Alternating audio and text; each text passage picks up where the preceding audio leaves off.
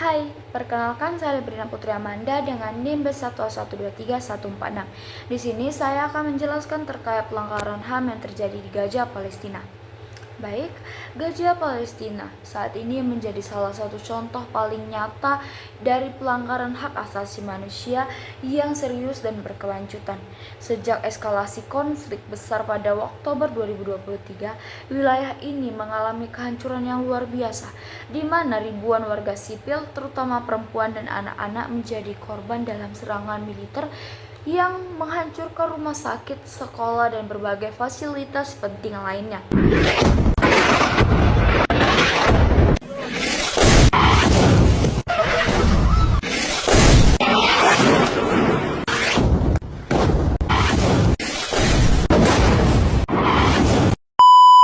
Situasi ini diperparah dengan blokade yang ketat, membatasi akses warga Gaza terhadap kebutuhan dasar seperti makanan, air bersih, dan obat-obatan.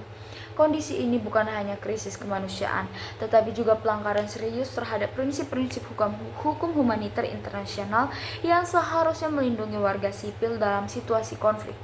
Dari perspektif hukum, tindakan yang dilakukan di Gaza jelas sangat bertentangan dengan Konvensi Jenewa dan aturan hukum internasional lainnya yang melarang serangan yang tidak membedakan antara target militer dan sipil, serta penggunaan kekerasan yang tidak proporsional. Laporan dari berbagai organisasi hak asasi manusia internasional mengungkapkan adanya pola pelanggaran yang sistematis, termasuk penghancuran infrastruktur sipil dan pembatasan akses bantuan kemanusiaan. Bahkan, beberapa tindakan ini telah dikategorikan sebagai kejahatan perang dan pelanggaran berat terhadap hak asasi manusia. Di sisi lain, penting juga untuk mencatat bahwa kelompok bersenjata seperti Hamas turut melakukan pelanggaran hukum humaniter, misalnya dengan menggunakan warga sipil sebagai perisai manusia dan meluncurkan serangan roket yang membahayakan warga sipil di Israel. Namun, ketidakseimbangan kekuatan dan dampak yang jauh lebih besar terhadap warga sipil Gaza membuat tanggung jawab utama perlindungan warga sipil tetap menjadi utama dunia internasional. Sayangnya, upaya untuk menegakkan akuntabilitas atas pelanggaran ini masih menghadapi berbagai hambatan, terutama karena dinamika politik global dan penggunaan hak veto di Dewan Keamanan PBB yang menghalangi penyelidikan independen dan penuntutan pelaku pelanggaran. Hal ini menimbulkan tantangan besar bagi penegakan hukum internasional dan keadilan bagi korban. Sebagai mahasiswa hukum dan bagian dari masyarakat internasional, kita memiliki tanggung jawab untuk terus mengkritisi kondisi ini secara objektif dan mendesak adanya tindakan nyata. Hak asasi manusia adalah hak universal yang harus dijunjung dan dengan tinggi tanpa terkecuali.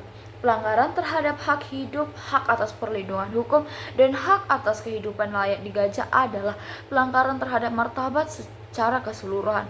Oleh karena itu, kita harus mendorong adanya investigasi independen, penegakan hukum yang adil, serta solidaritas global untuk memastikan bahwa keadilan dapat ditegakkan dan hak-hak warga Gaza dapat dipulihkan. Pada akhirnya, krisis di Gaza bukan hanya soal politik dan keamanan, tetapi juga ujian moral dan hukum bagi komunitas internasional. Jika pelanggaran HAM di Gaza dibiarkan berlanjut tanpa akuntabilitas, maka kredibilitas hukum internasional dan komitmen kita terhadap kemanusiaan akan sangat dipertaruhkan. Keadilan untuk Gaza bukan hanya sebuah tuntutan, melainkan kewajiban bersama yang harus diperjuangkan dengan sungguh-sungguh demi menghormati hak asasi manusia sebagai fondasi perdamaian dan keadilan dunia. Di Gaza, hak-hak ini dilanggar secara sistematis dan masif. Ketika serangan militer menghancurkan rumah sakit dan sekolah, itu berarti hak atas kesehatan dan pendidikan warga sipil secara langsung dirampas. Ketika warga sipil termasuk anak-anak dan perempuan menjadi korban tewas atau terluka, itu berarti hak untuk hidup dan merasa aman telah dilanggar. Ketika blokade membuat warga Gaza kesulitan mendapatkan makanan, air bersih, dan obat-obatan, itu artinya hak atas kehidupan yang layak dan hak atas kesehatan tidak terpenuhi. Semua pelanggaran ini bukan hanya pelanggaran hukum internasional, tetapi juga pelanggaran terhadap martabat manusia itu sendiri. Hak asasi manusia bersifat universal dan tidak bisa diabaikan dan hanya karena alasan politik, keamanan, atau konflik.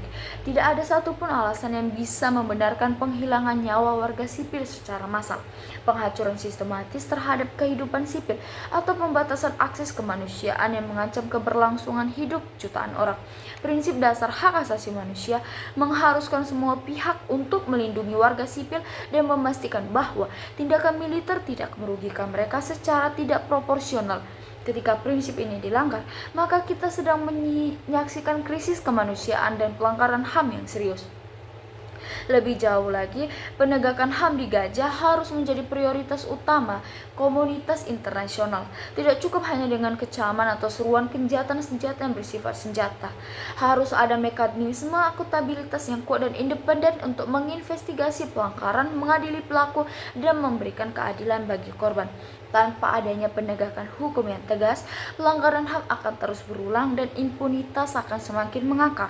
Ini bukan hanya soal hukum, tetapi soal keadilan dan kemanusiaan yang harus ditegakkan demi masa depan yang lebih baik bagi warga Gaza dan seluruh umat manusia. Sebagian dari masyarakat global dan khususnya sebagai mahasiswa hukum, kita mempunyai tanggung jawab moral dan intelektual untuk terus mengingatkan dunia akan pentingnya menghormati dan menegakkan hak asasi manusia.